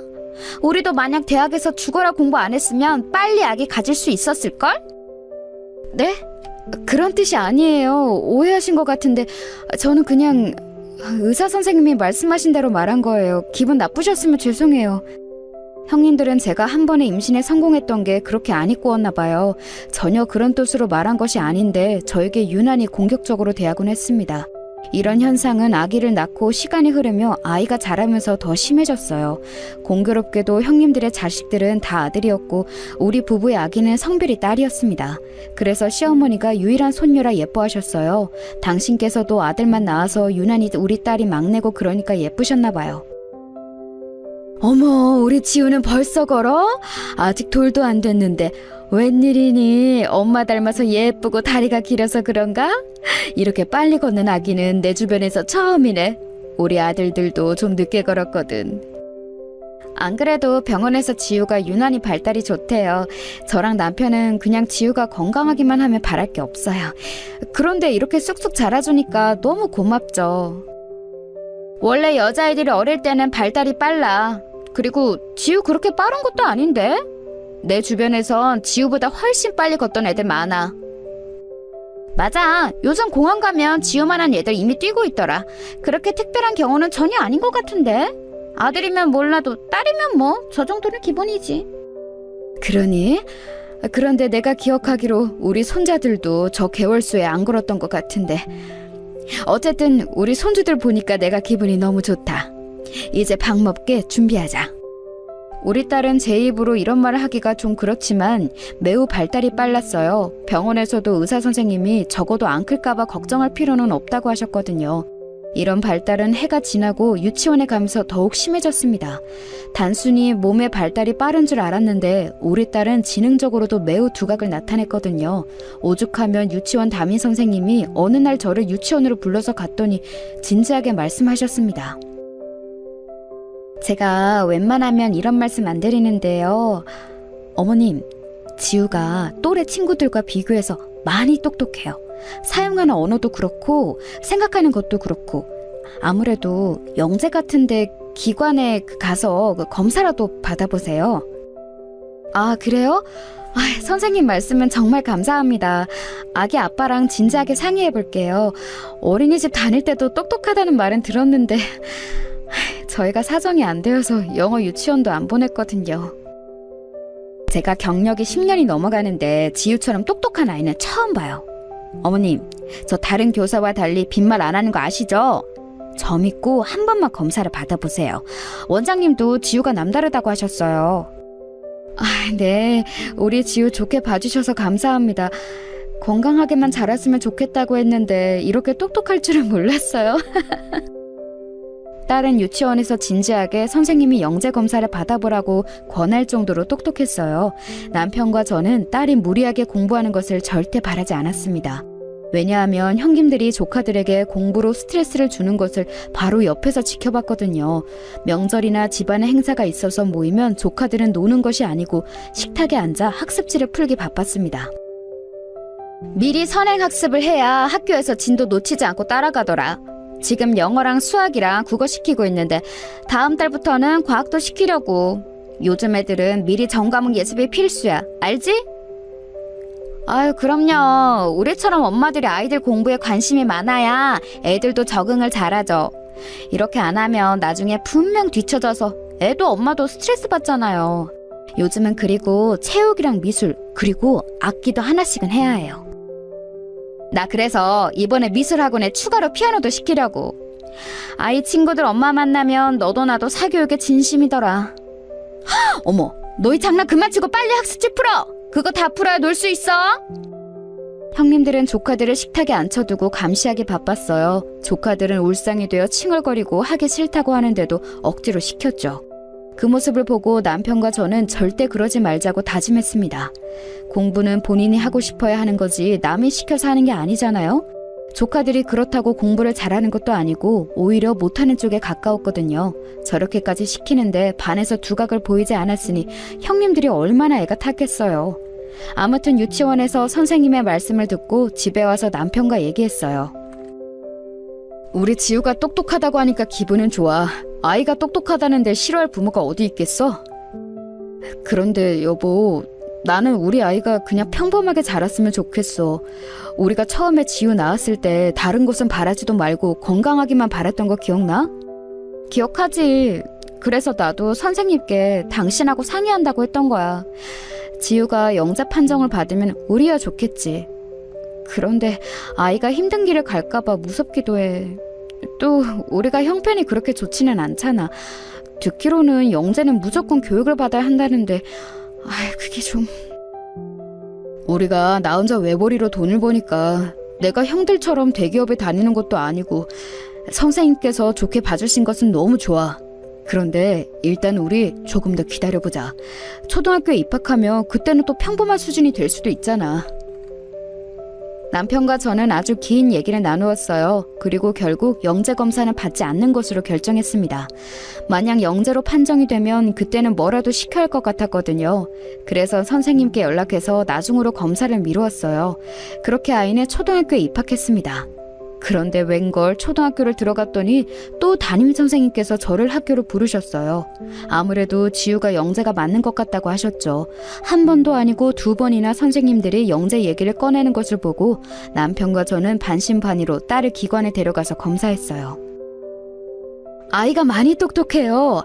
어머님, 아버님, 여기 표 보이세요?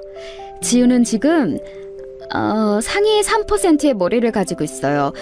언어 구사력도 그렇고 사고력과 창의력이 너무 월등해요. 이 정도면 영재가 맞고 아주 크게 될 아이라고 보여요. 기관에서 영재 판정이 내려졌습니다. 그리고 남편과 저는 더욱 고민하게 되었어요. 물론 우리 자식이 똑똑하다는 객관적인 평가가 있으니 당연히 기분은 좋았습니다. 하지만 현실적으로 교육에 들어가는 비용이 걱정되더라고요. 그리고 이 얘기가 자연스럽게 시댁 식구들이 모였을 때 나오게 되었어요. 그러자 형님들은 이때부터 저를 티나게 싫어하기 시작했습니다. 어머, 그래? 우리 손녀가 영재야? 텔레비전에서 영재들이 나오는 것을 보기만 했는데 아주 가까이에 영재가 있었네. 심지어 2번째로 선생님이 말씀하셨다고? 아유, 그걸 왜 이제 얘기해? 너무 기쁘다. 처음에는 나중에 크면서 영재가 아니라는 말이 나올 수도 있으니까 일부러 넘겼어요. 그런데 선생님들이 오히려 지우가 똑똑하다고 하셔서 감사해요. 저랑 남편은 지우가 그냥 건강하기만 바라서 지금 심정은 얼떨떨해요. 앞에서는 아무것도 안 시키는 척하더니 동서 되게 웃기다. 알고 보면 집에서 지우 잠도 안 재고 공부시키는 거 아니야? 우리가 애들 학습지 풀게 할 때 지우는 혼자 인형놀이만 하는 것도 일부러 그런 거지? 네? 전혀 아니에요. 지금도 학원은 남들 다니는 영어학원 하나만 다니고 있어요. 형님도 아시잖아요. 우리 형편 그렇게 좋지 않아요. 이것저것 시키고 싶어도 오히려 못 시키고 있어요. 뒤에서 우리 몰래 좋은 거 시키지 말고 효과 본 거 있으면 우리한테도 얘기하고 그래. 가족인데 숨길 필요 없잖아?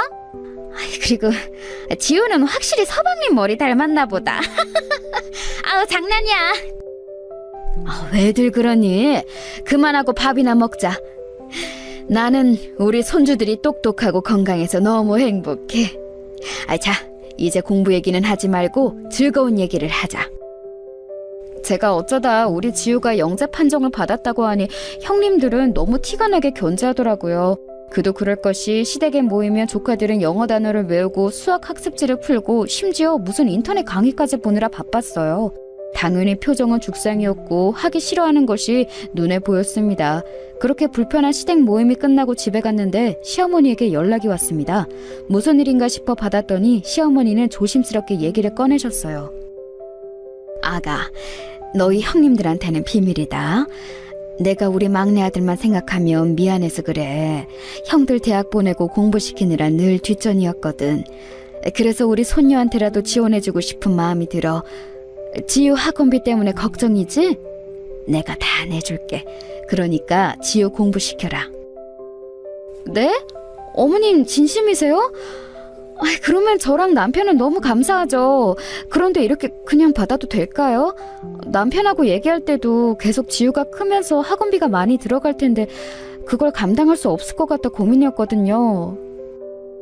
내가 식당을 이렇게 매일 나가는 이유가 뭐겠니? 우리 가족들 행복하게 살길 바라서 그런 거지. 우리 막내가 어려서부터 똑똑했는데 형들에 밀려서 크게 지원 못해준 게 내 한이란다. 그러니까 너희 형님들한테는 말하지 말고. 알겠지? 어머님 감사합니다. 진짜 이 은혜 절대 잊지 않을게요. 남편하고 얘기하고 다시 연락드릴게요. 너무 감사해요. 어머님은 당신께서 모든 학원비를 내주신다고 하셨어요. 현실적으로 비용이 만만치 않아 남편의 외벌이로는 감당이 어려워서 대출까지 생각하고 있었거든요. 그런데 이렇게 선뜻 먼저 내주신다고 하니까 너무 감사했습니다. 남편에게 어머님이 사교육비를 내주신다고 했다고 하니까 남편도 매우 좋아했어요. 덕분에 딸은 영재들만 다니는 학원에 다니게 되었습니다. 그리고 저는 어머님께 받기만 하는 것이 너무 죄송하더라고요. 평소에도 워낙 잘해주셨는데 이렇게 비용을 지원해주시니 감사하고 죄송했어요. 그래서 어머님 가게에 나가 일손을 돕기 시작했습니다. 아유, 이렇게 안 해줘도 돼. 집에서 편하게 있지. 왜 굳이 나와서 힘들게 그러니? 내가 이런 거 바라고 지원해주는 거 아니잖아. 응? 아가, 집으로 가라. 어머님은 집에서도 며느리들 일하는 거 마음이 안 좋다고 하시고 이렇게 도우러 와도 안 좋다고 하시고 그럼 저는 심심해서 어떡해요? 하나도 힘들지 않아요. 오히려 저는 어머님하고 가까워져서 좋아요. 남의 집 귀한 딸들 힘들게 하는 거 내가 마음이 안 좋아서 그래. 나야 평생을 일하며 살았으니 괜찮지만 굳이 이렇게 안 도와줘서 우리 막내 며느리 마음씨 좋은 건 나도 알아.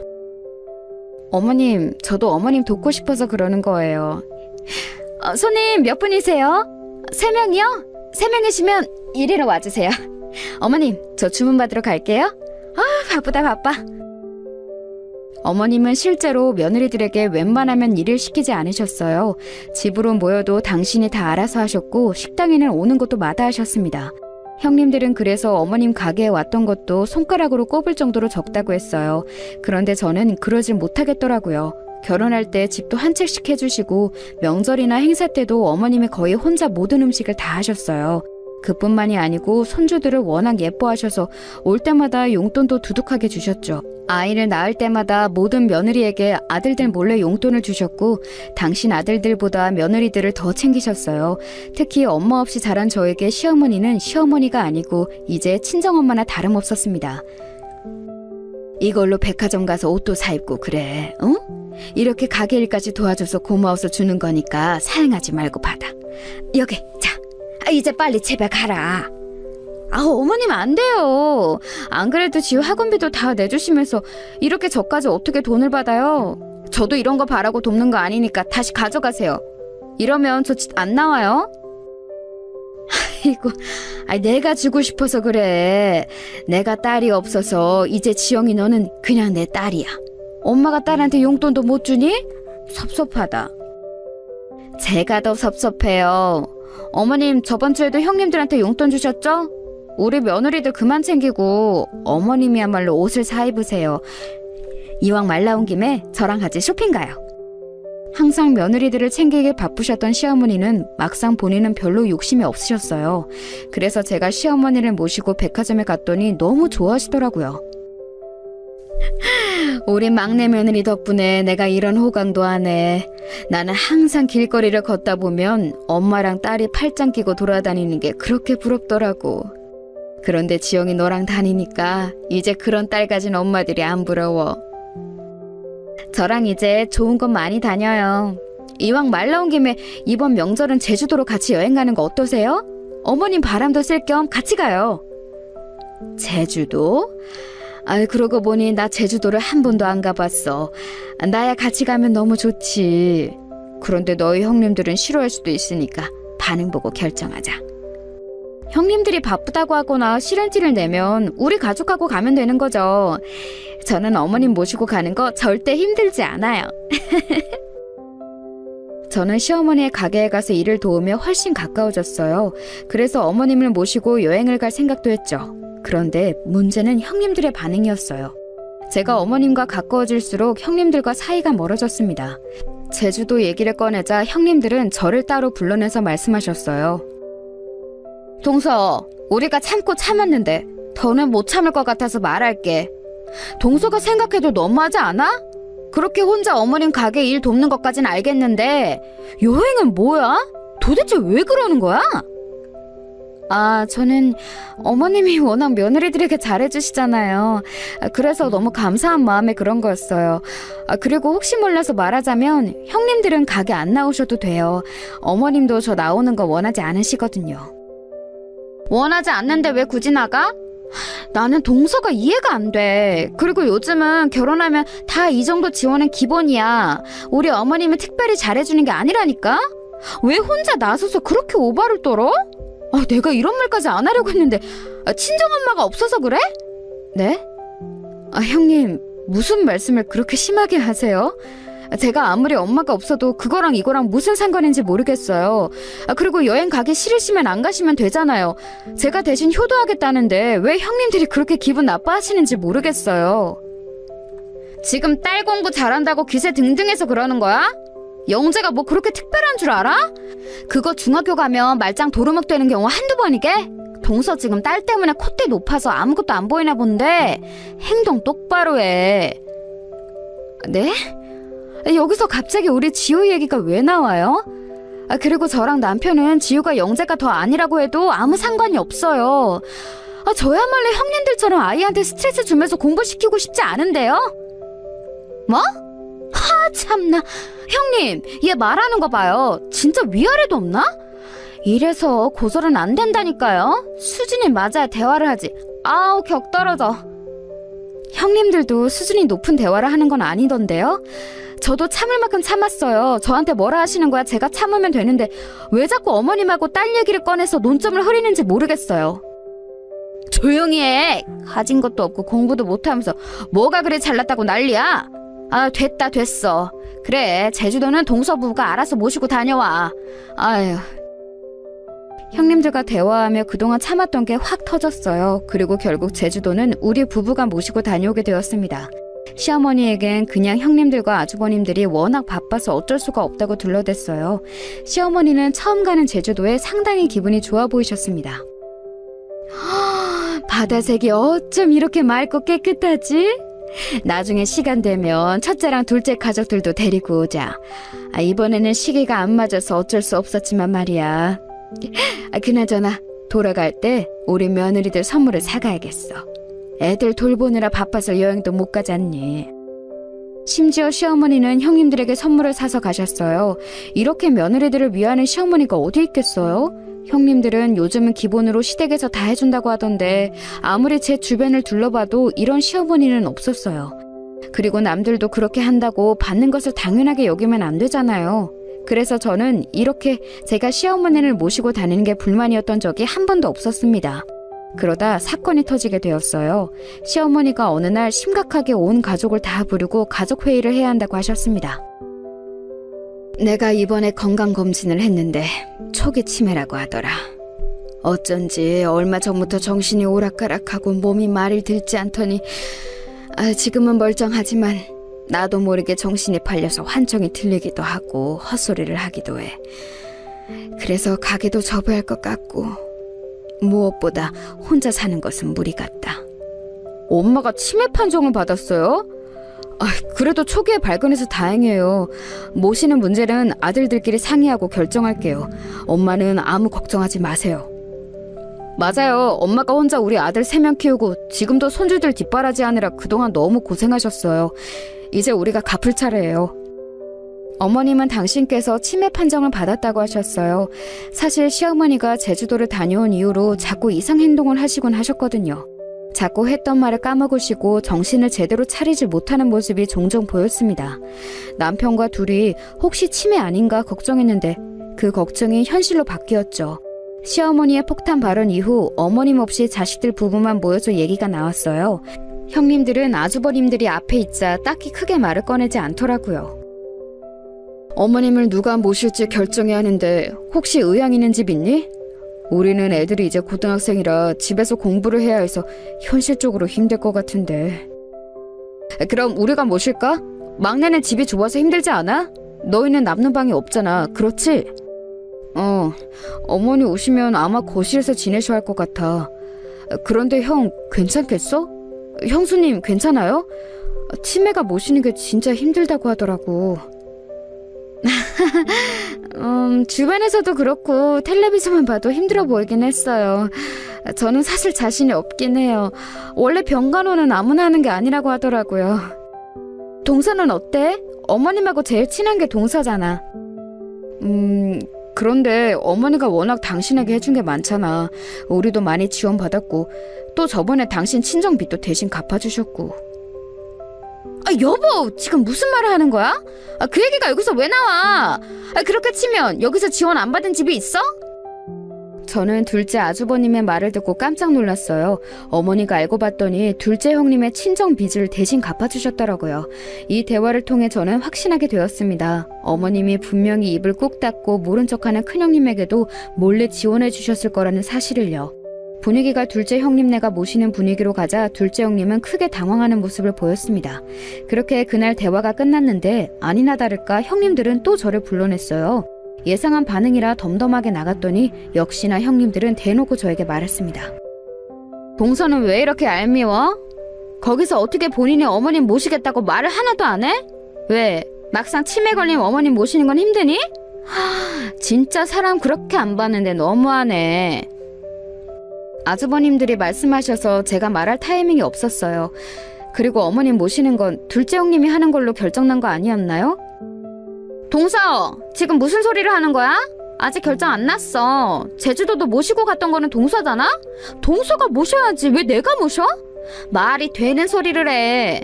그렇게 평소에 둘이 잘만 다니더니 막상 아프니까 무시하는 거야? 그래, 동서는 어차피 하는 것도 딱히 없잖아. 나랑 둘째 동서는 워낙 바빠서 어머님 모셔도 제대로 못 돌봐. 그러니까 치매 걸린 어머님은 동서가 모셔. 우리는 사실 너무 곱게 자라서 아픈 노인이 돌보는 거 적성에 안 맞아. 뭐라고요? 여기서 곱게 자란 게 왜 나와요? 그리고 형님들은 어머님께 지원을 그렇게 받아놓고 어떻게 이렇게 바로 그러세요? 지금 우리 가르치는 거야? 누가 누굴 가르쳐? 고졸에 몸만 쓸 줄 알아서 하는 거라고는 어머님 가게 가서 돕는 게 전부잖아. 그럼 내가 지금 명문대까지 나왔는데 집에서 치매 노인을 모시라는 거야? 배운 게 없으면 조용히 하란 말이야. 말씀 너무 심하게 하시는 거 아니에요? 어머님이 형님네 친정 빚까지 갚아주셨는데 형님은 어떻게 그러실 수가 있으세요? 그래요. 그럼 제가 어머님 모실게요. 남편한테 말할 테니까 그렇게 하세요. 거의 강제로 어머님을 모시게 된 저는 너무 어이가 없었어요. 평소에 저를 싫어하고 무시하는 것은 이미 알고 있던 사실인데 막상 또 눈앞에서 들으니 속상했습니다. 받을 건 다 받아놓고 치매 걸린 어머님을 무슨 원수처럼 취급하는 모습에 제가 다 서운하더라고요. 저런 모습을 보자 제가 어머님을 도저히 둘째 형님네 집으로 보낼 수가 없었습니다. 너무 대놓고 싫어하는데 어머님이 같이 살면 어떤 취급을 당할지 눈에 보였어요. 그래서 남편에게 제가 모시겠다고 얘기했습니다. 뭐라고?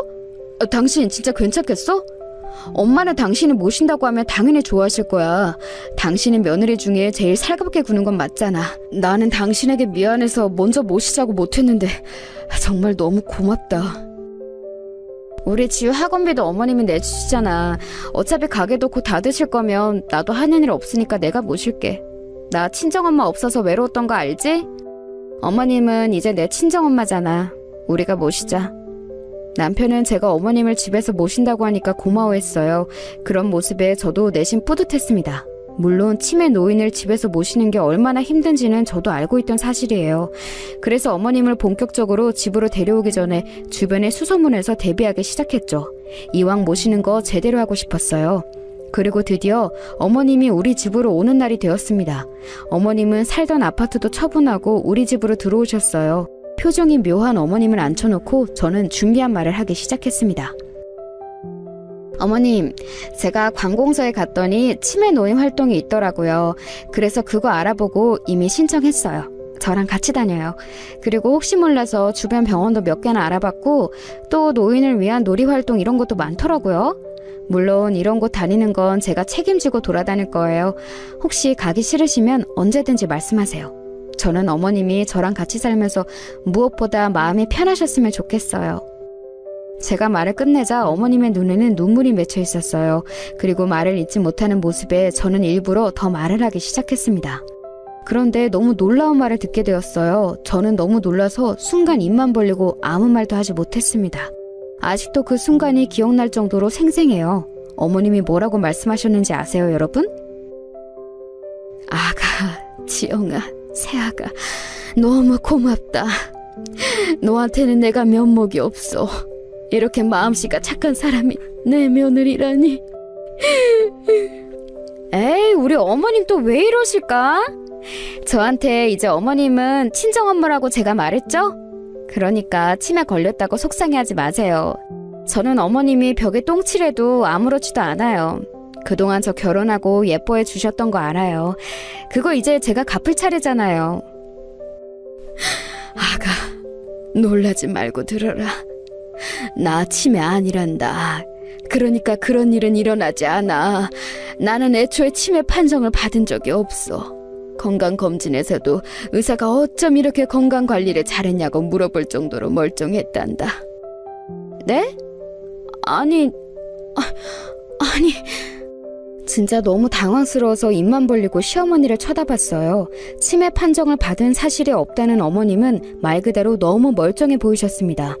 놀란 저에게 시어머니는 담담하게 말을 꺼내셨어요. 아가, 내가 할 말이 있으니 며느리들과 아들들을 다 불러주겠니? 긴히 할 말이 있단다. 아주 중요한 얘기야. 어머님의 말씀에 저는 남편에게 연락해서 아주버님들과 형님들을 그날 밤 우리 집으로 다 불러들였어요. 그리고 아주 충격적인 소식을 알게 되었습니다. 어머님은 우리 집 거실에 모인 가족들을 보더니 품에서 핸드폰을 꺼내셨어요. 그리고 그 핸드폰에서 녹음 파일을 재생하자 저는 깜짝 놀라 아무 말도 할 수 없었습니다. 아휴, 저 노인이 지금 이걸 선물이라고 사온 거야? 센스가 어쩜 이렇게 구려? 나는 같이 제주도 가자는 소리에 기겁했잖아. 저 노인네를 데리고 내가 제주도에 왜 가? 미쳤어? 그러니까요. 저도 너무 놀랐어요. 막내 쟤는 어머님 옆에 꼭 붙어서 콩고물 떨어지는 거 받아먹으려는 게 보여요. 얄미워 죽겠어. 이러다 저 노인의 병 걸리면 모른 척 하겠죠? 딱 보면 몰라. 요양원 보내자고 할걸? 재산 노리고 저러는 거 눈에 보이잖아. 노인네는 그것도 모르고 좋댄다.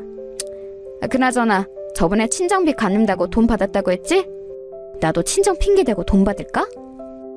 아이, 대충 둘러대고 돈 받아요. 나 그걸로 가방 샀잖아. 노인네 앞에서 눈물 조금 보이면 또 사람 좋은 척 열심히 하면서 돈 줄걸요? 우리야 뭐 물줄을 생각하면 되니까 좋지. 그 녹음에는 형님들이 시어머니를 흉보는 목소리가 가득 담겨 있었어요. 형님들은 녹음본이 재생되자 소스라치게 놀라며 핸드폰을 뺏으려고 했습니다. 하지만 어머니의 완강한 태도에 아주버님들이 나서서 형님들을 안쳤어요. 녹음본이 끝나자 어머님은 당당하게 말씀하셨습니다. 내가 그동안 첫째와 둘째 며느리가 나를 무시하는 것은 알고 있었다.